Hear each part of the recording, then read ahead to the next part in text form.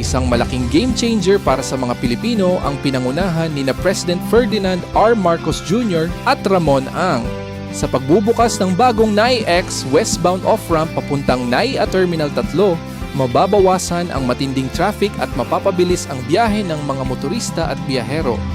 Bukod dito, mas umugong ang usapan matapos sabihin ni Ramon Ang na handa niyang ibenta muli ang Petron sa gobyerno kung ito ang makabubuti sa bayan at sa fuel security ng bansa. Morning sa inyong lahat. Ito po ay papaliwanag ko lang kung ano yung inabot ko kay Mr. Ramon Ang. Ito yung toll operation permit para tuluyan ng may operate itong bagong maiksi lang pero malaking bagay dahil dito yung traffic. May iwasan ang traffic dito. It will save approximately 1/2 hour ng traffic sa ating mga commuter, sa ating mga travelers. At ito ay isang bahagi lamang sa mga ating ginagawa para lalong-lalo na paghanda sa Holy Week. And one of the other things that we have done is already bubuksan natin ang connector road mula Cavitex hanggang sa C5 para tuloy-tuloy na hindi na sila bababa from the highway. At mabubuksan na rin yung from Cabanatuan to papuntang Cabanatuan. At yun, isa pa yun para medyo mabigyan natin ng counting relief ang mga travelers na papunta around Central Luzon. Kaya patuloy natin pinabubuksan lahat ng mga ating kalsada upang mas madali ang magiging travel sa ating mga kababayan, lalong-lalo na ngayon na may Holy Week. I am sure napag-usapan din namin ni Mr.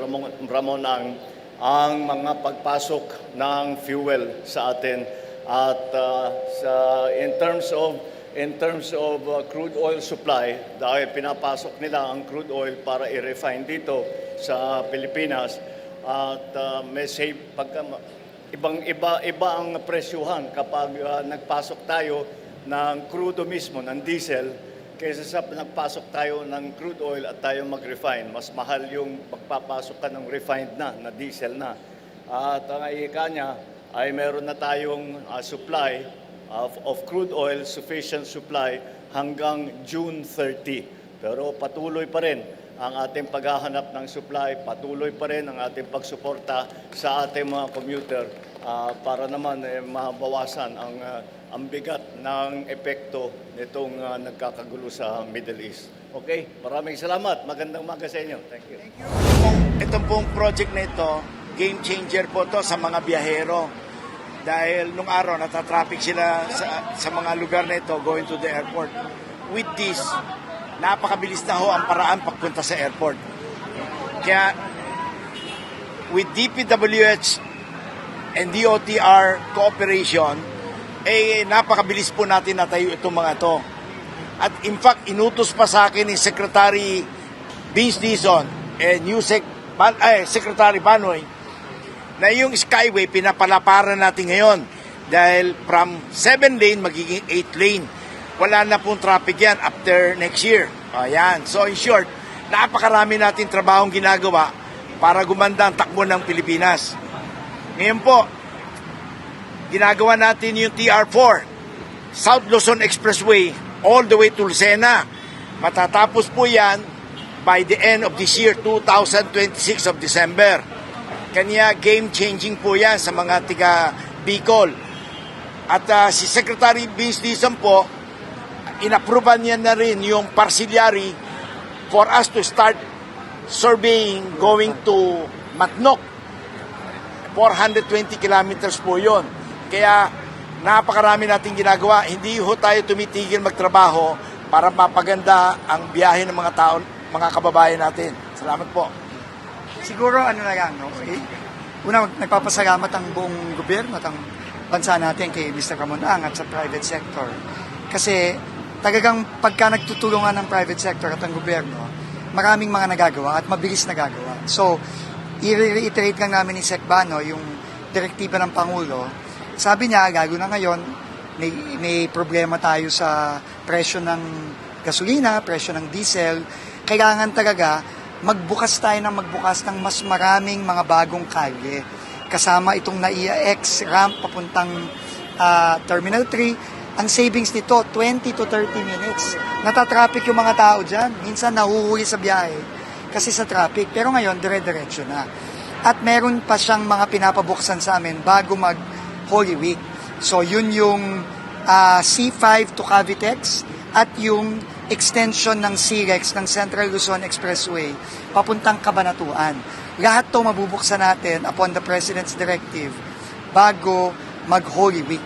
Para kahit papano, menos traffic, menos konsumo, menos gastos. So, malaking bagay yan, no? At tuloy-tuloy namin, no?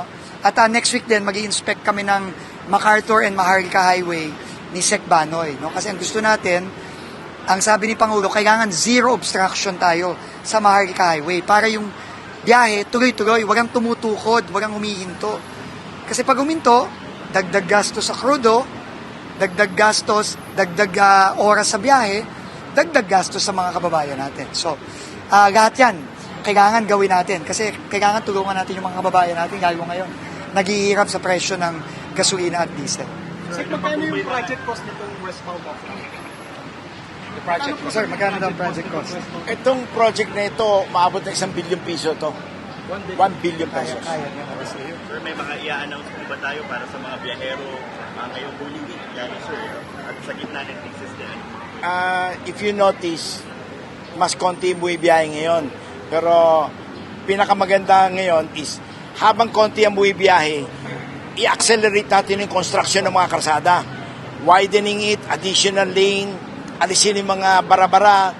So, para pagbalik uli, pag normalize ng buhay, ay maluwag na uli.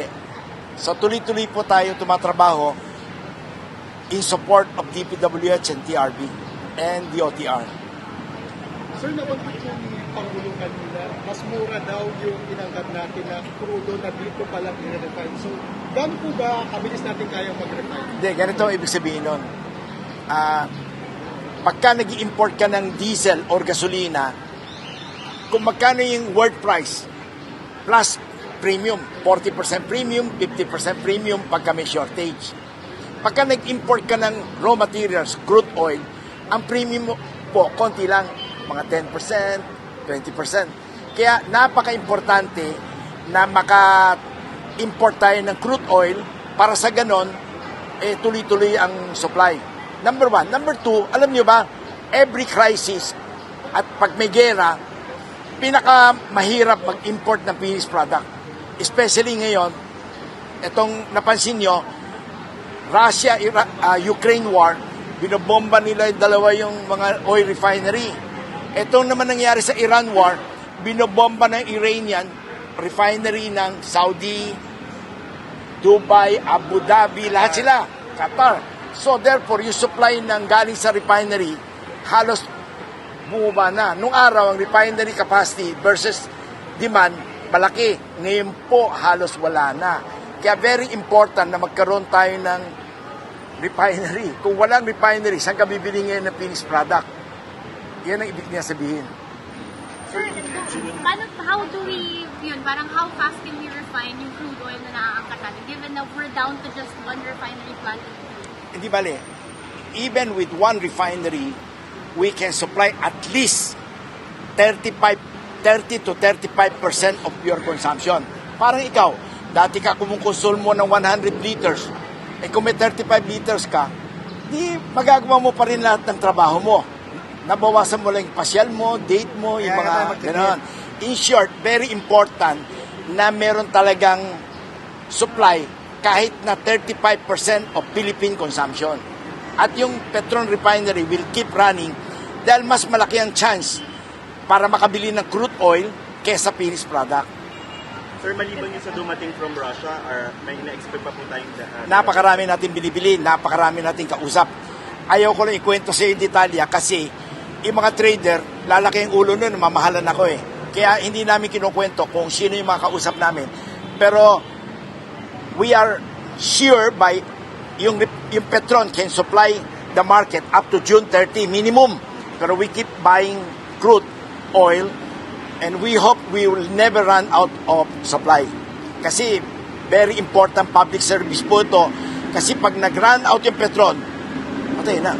Di ba? And I'm assuring public na we will never run out of supply. Kaya huwag ko kayo magpanik. Kung pwede lang, magtipid kayo. Yung mga unnecessary trip, tigil muna natin. Yung mga sports car na maiingay, tigil muna natin ngayon.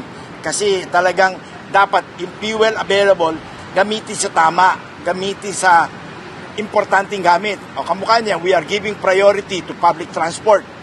We are giving priority to ambulance, police. Napansin niyo ba yung Petron gas station? Laging 10 pesos cheaper than everybody else. Kasi nga, ang binibili naming crude oil, mas mura kaysa refined product. Kaya very important po itong public service na ito. And I promise the public, we will not take advantage on this fuel crisis. Hindi kami kikita ng mahigit pa sa normal. And I'm willing to even lower the income. Baliwala yung sa akin income. In fact, sabi ko nga kung gusto ng gobyerno, pwede nga ng gobyerno bilhin yung Petron sa akin Kung tingin nila, mas magaling sila magpatakbo di ba? So, in short, you have my 100% cooperation na tutulungan yung mga kababayan natin. Salamat po.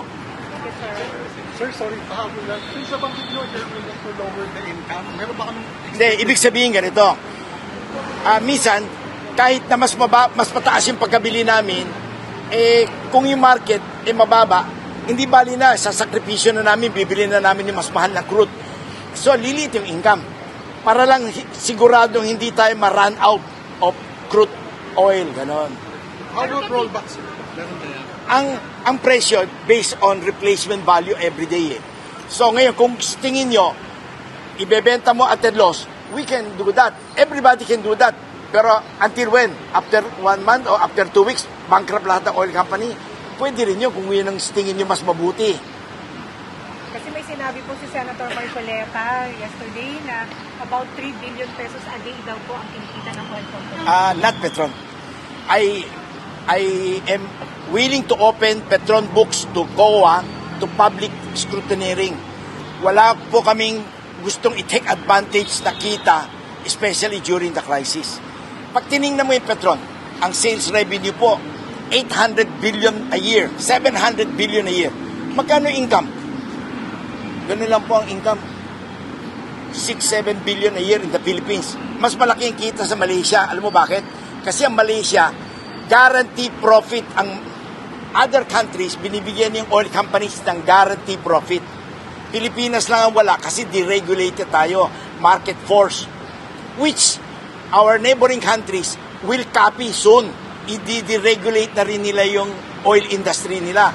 Dahil ngayon po, ang subsidy ng Malaysia, Indonesia, Thailand, mga 20, 30, 40 billion dollars a year, especially in a crisis like this. Which country can afford that continuously? I think mahirap, So, maasahan nyo na we will make sure na hindi maubusan ng fuel ng Pilipinas. Salamat po. Sir, are you open to if the government imposes price caps, price ceiling on oil? And nabanggit niyo po, kung okay kung sa tingin ng gobyerno tama na take over yung Petron, were you able to discuss this with the president? Ganito po, yung sinasabi mo price control, pwede gawin ng gobyerno yan price control. Pero government will have to subsidize. Patay ang gobyerno yan, 20, 30 billion dollars a year subsidy. Kaya ang ginagawa nga ng ibang bansa ngayon, dinideregularize na rin yung oil industry nila para market force. Kung magkano yung actual bili mo, binibenta mo with counting profit. Ngayon, if government is willing to come into Petron, I'm inviting the government to come in, invest with Petron. And they can take major stake or the whole company. I don't mind. Salamat po.